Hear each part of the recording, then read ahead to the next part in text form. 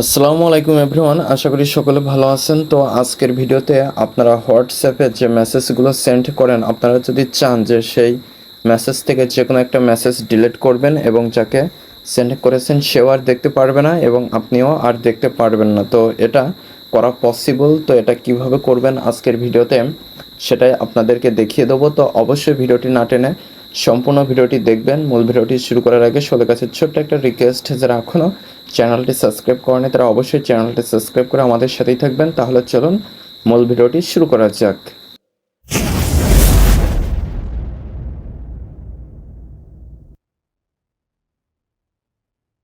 তো প্রথমে আপনারা হোয়াটসঅ্যাপে চলে আসবেন। তো আসার পরে আপনাদের নাম্বারটা দিয়ে আপনাদের অ্যাকাউন্টে লগ ইন করে নেবেন। তো আমার এখানে অলরেডি লগ ইন করা রয়েছে। তো প্রথম যে আইডিটা দেখতে পাচ্ছেন, তো আমি এই আইডিতে চলে আসছি। আসার পরে এখানে দেখতে পাচ্ছেন আমার দুইটা মেসেজ, টেক্সট মেসেজ সেন্ড করা রয়েছে। তো আমি নিচের মেসেজটা ডিলিট করে আপনাদেরকে দেখাবো। তো জাস্ট যেই মেসেজটা আপনারা ডিলিট করতে চান সেটার উপরে চাপ দিয়ে ধরে রাখবেন। তো আমি এটার উপরে চাপ দিয়ে ধরে রাখছি। রাখার পরে উপরে দেখতে পাচ্ছেন কিছু অপশন চলে এসেছে। তো এখানে ডিলিট আইকন দেখতে পাচ্ছেন, এই ডিলিট আইকনের উপরে ক্লিক করবেন। ক্লিক করার পরে এখানে আপনারা তিনটা অপশন পেয়ে যাবেন, delete everyone, delete for me, cancel. তো ক্যান্সেলে ক্লিক করে দিলে এটা ক্যান্সেল হয়ে যাবে। আর ডিলিট ফর মি এটাতে ক্লিক করে যদি ডিলিট করেন তাহলে এটা আপনার থেকে ডিলিট হবে, অর্থাৎ আপনি আর দেখতে পারবেন না, বাট যাকে সেন্ড করেছেন সে দেখতে পারবে। আর যদি ডিলিট ফর এভরিওয়ান এটা সিলেক্ট করেন তাহলে আপনি এবং যাকে সেন্ড করেছেন কেউই আর দেখতে পারবেন না।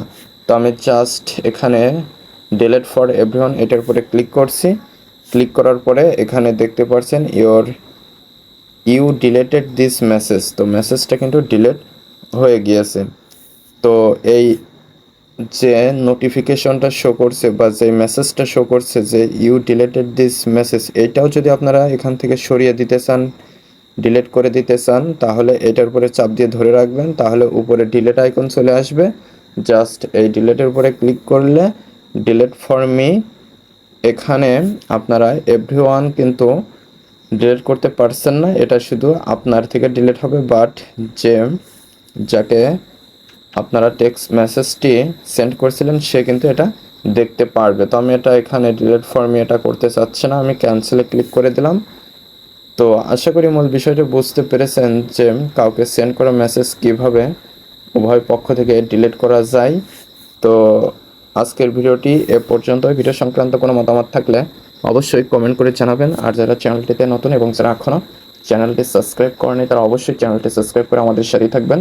আর যারা অলরেডি সাবস্ক্রাইব করেছেন তাদেরকে অসংখ্য ধন্যবাদ। আর আপনারা কোন ধরনের ভিডিও দেখতে চান সেটাও কমেন্ট করে জানাতে পারেন। তো পরবর্তী ভিডিওতে কথা হবে। আজকে এ পর্যন্তই, ধন্যবাদ সবাইকে।